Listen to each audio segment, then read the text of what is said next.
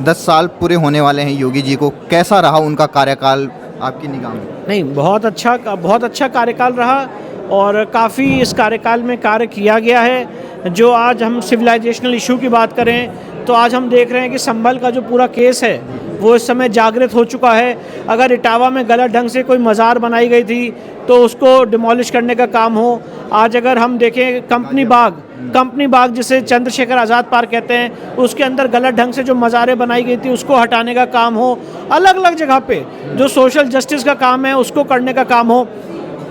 अभी हमारे गाज़ियाबाद में जो हमारे हिंदू भाई की बकरा ईद के दिन निर्मम हत्या कर दी गई, तो उसी समय हमने देखा कि खबर आई कि वहाँ पे जिस आदमी ने हत्या की उसका इनकाउंटर हुआ। तो ये सारे जो एक प्रॉम्प्ट एक्शंस पुलिस ने लिए पकड़ने के, तो लॉ एंड ऑर्डर के जो एक एरिया है, जो कोर है, वहाँ पे उत्तर प्रदेश सरकार ने बहुत अच्छा काम किया है। जो एक सोशल जस्टिस की बात कहें, वहाँ पे बहुत अच्छा काम किया है। सरकारी ज़मीन पे जिस तरह से अतिक्रमण किया गया उस पे उत्तर प्रदेश सरकार ने बहुत अच्छा काम किया है। आज जो हमारी सभ्यता और संस्कृति के जो केंद्र हैं, चाहे वो काशी हो, मथुरा हो, संबल हो, इन सारी जगहों को मुक्त कराने के लिए जो लोग लड़ रहे हैं, अगर उनको आज सही सलामत वो आ जाएं, अपने घर तक वापस पहुंच जाएं, उसके लिए उत्तर प्रदेश सरकार ने एक न्यूट्रल रह के एक बहुत ही अभूतपूर्व काम किया है। और मैं बात इसलिए कह रहा हूं कि अगर संभल में आज अगर ये सरकार नहीं होती तो जो सर्वे टीम थी जो गई थी संभल में सर्वे करने, वो वापस नहीं आ पाती। अगर कोई और सरकार होती तो ना सर्वे हो पाता, और अगर सर्वे होता तो वो टीम उस दिन बच के नहीं आती। तो जो एक हमारी कंसेप्ट है कानून का शासन, रूल ऑफ लॉ, उस रूल ऑफ लॉ को अगर अक्षर अक्षर इम्प्लीमेंट करने का काम है तो वो उत्तर प्रदेश सरकार ने किया है। और भी बहुत सारे काम हैं जो होने हैं, बहुत सारे ऐसे इश्यूज़ हैं जिस पे काम होना है। उसके लिए हमारी गवर्नमेंट से हमेशा आशा और अपेक्षा और आकांक्षा रहेगी। पर अभी तक जो काम हुआ है बहुत ही सराहनीय है, बहुत ही अच्छा है। और ईश्वर से यही मेरी एक प्रार्थना है कि इसी तरह से धर्म का काम होता रहे, और जो धर्म संस्थापना का हमारा मार्ग है वो उत्तर प्रदेश ने हमेशा प्रशस्त किया है और आगे भी प्रशस्त करें। 17 से पहले का यूपी और आज योगी जी के 10 साल पूरे होने के बाद क्या बदलाव देखा आपने खुद की निगाह में? बहुत बड़ा बदलाव देखा। 17 से पहले के यूपी में हमने देखा कि यहाँ पे निहत्थे कार सेवकों पे गोलियां चलवाई गई। 17 से पहले उत्तर प्रदेश में हमने देखा कि यहाँ पे मोहम्मद अली जौहर यूनिवर्सिटी को बनाया गया। 17 से पहले उत्तर प्रदेश में हमने देखा कि किस तरह से जो मंत्री थे वो संविधान की शपथ खाने में उनको डर लगता था, शर्म आती थी, और सिर्फ सीक्रेसी की शपथ ली और संविधान की शपथ नहीं ली। 17 से पहले के उत्तर प्रदेश में हमने देखा कि किस तरह से अगर कोई सरकारी स्कीम आई है तो उसका लाभ सिर्फ और सिर्फ एक वर्ग को दिया जा रहा है। 17 से पहले के उत्तर प्रदेश में हमने देखा कि किस तरह से एक मुस्लिम वोट बैंक, एक मुस्लिम तुष्टीकरण की जो राजनीति है वो हावी हो रखी थी, और उसी माध्यम से पूरी सरकार चल रही थी। जो मेजॉरिटी कम्युनिटी है उसको 3rd ग्रेड 4th ग्रेड नागरिक बनने पे मजबूर कर दिया गया था।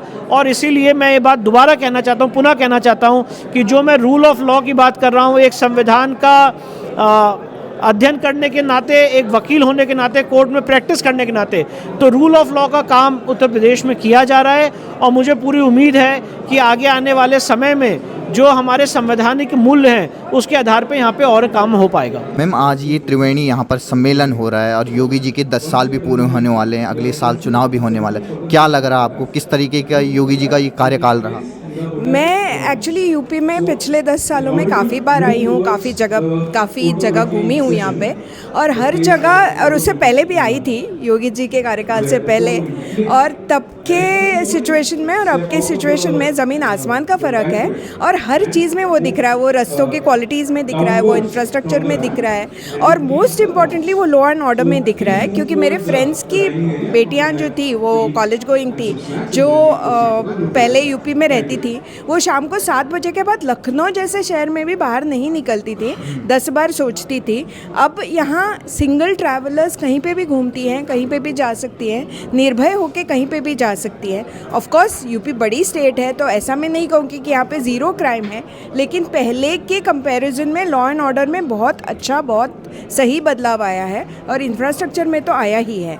जैसे आप सोशल मीडिया पे काफ़ी एक तरीके से एक्टिव रहती हैं, योगी जी के लगातार काम को देखती रहती हैं, खासतौर के वुमेन को लेकर क्या देखा आपने, 10 साल में क्या बदलाव आया है? वही तो मैं बोल रही हूँ ना, लॉ एंड ऑर्डर इतना बदल गया है कि विमेन को अब यूपी में बहुत ज़्यादा निर्भय लगने लगा है, और यहाँ की जो बेटियाँ हैं वो अब बहुत निर्भय होकर कॉलेज के लिए जा सकती हैं, काम के लिए जा सकती हैं, उनके लिए अपॉर्चुनिटीज़ भी बहुत खुल रही हैं।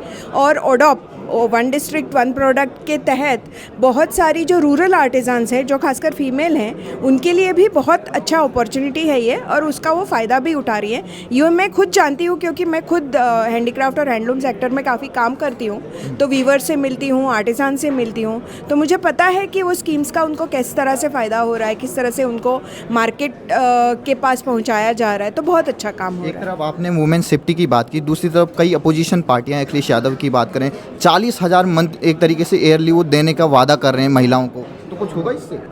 वो तो मुझे पता नहीं, वो तो यूपी की महिलाएं ही बता सकती है। सर, आज योगी जी के लखनऊ में आए हैं, उत्तर प्रदेश की राजधानी में, आप कैसा लग रहा है? और जिस तरीके से योगी जी के 10 साल पूरे होने वाले हैं, अगले साल चुनाव भी आने वाले, कैसा रहा उनका कार्यकाल आपकी नज़र में? देखिए, हर दृष्टिकोण से जैसे त्रिवेणी कॉन्क्लेव का थीम है सबसे पहले समृद्धि, तो जो है 12 लाख करोड़ से जीडीपी 27.5 लाख करोड़ तक चला गया, और स्टेट बजट भी 2 लाख करोड़ से बढ़कर एक अलग लेवल पे चला गया, तो नंबर 2 पे आ गया है जीडीपी के क्षेत्र में। मेडिकल कॉलेजेस बढ़ गए हैं, हाईवेज बन गए हैं, एयरपोर्ट्स नए नए आ रहे हैं, तो समृद्धि तो आ रही है। 36 लाख करोड़ के कमिटमेंट्स आए आपके इन्वेस्ट यूपी वगैरह में।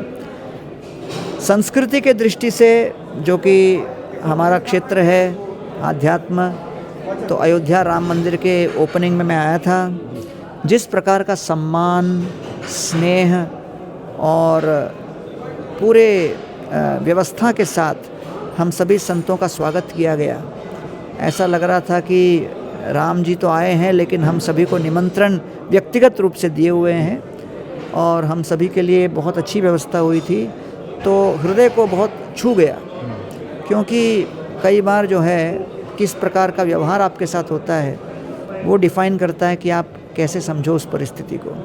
तो अभी भी मेरे लिए जनवरी 22, 2024 एक अविस्मरणीय दिन रहा, न केवल इसलिए कि उस दिन कई सदियों का जो स्वप्न था श्री रामचंद्र जी को उस मंदिर में स्थापित करने का वो पूर्ण हुआ, लेकिन हमने देखा कि किस प्रकार संतों के समुदाय को सम्मान के साथ, स्नेह के साथ सत्कार किया गया और उनको विधिवत वहाँ पर व्यवस्था की गई। फिर वाराणसी काशी का कॉरिडोर में विज़िट किया, जिस तरह उसका डेवलपमेंट हुआ है, और अभी लाख लोग के ऊपर प्रतिदिन वहाँ आ रहे हैं, इतनी भारी संख्या में वहाँ पर सेवा पूजा की व्यवस्था की गई है। तो इस प्रकार धीरे धीरे, जैसे बांके बिहार का कॉरिडोर बनने वाला है, तो ब्रज तीर्थ विकास परिषद को उन्होंने गठन किया, और शैलजाकांत मिश्र जी जिनके साथ मैं ब्रज के कुंडों का जीर्णोद्धार के कार्य में लगा हूँ, तो ये मैं देख रहा हूँ कि एक ऐसे नेता जो धर्मपरायण हो, सेवापरायण हो, निस्वार्थ भाव से सेवा कर रहे हों, तो उसका इम्पैक्ट अलग अलग स्तर पर होता है। और साधु होने के नाते हमारे लिए गौरव की बात है कि एक ऐसे साधु मुख्यमंत्री के रूप में एक स्टेट को, जिसको बीमारू कहा गया था, 8 साल में एक दूसरे लेवल पर पहुंचा दिए, तो बहुत बहुत बड़ी उपलब्धि है ये। जैसे आप भी संत हैं, वो खुद संत हैं, लगातार वो गोरखपुर जाते रहते हैं, मठ में वहाँ पर एक तरीके से हर अवसर पे जाते हैं, लेकिन दूसरी तरफ कई ऐसे भी संत हैं जो उन पर पर्सनल कमेंट करते हैं, आपने देखा होगा, क्या कहना चाहेंगे? संत समाज एकजुट उनके साथ है कि? देखिए, इस जगत में आप कुछ भी करो, कुछ महत्वपूर्ण कर रहे हो तभी कमेंट आते हैं। तो अगर कमेंट कोई कर रहा है, मतलब उनके कार्य में कुछ वैभव है, कुछ विशेषता है, तो इसलिए कमेंट तो लोग करते ही रहेंगे। भगवान श्री कृष्ण जब लीला किए, रामचंद्र जी थे, तब भी कमेंट होते थे, लेकिन हर व्यक्ति को देखना है कि वो किस दिशा में जा रहे हैं। योगी जी माननीय प्रधानमंत्री जी के गाइडलाइंस के साथ पूरी तरह अलाइंड हैं, जनता की सेवा में तत्पर हैं और बड़े लोकप्रिय हैं, और बिना किसी अपने निजी हेतु के निस्वार्थ सेवा भाव के साथ सेवा कर रहे हैं।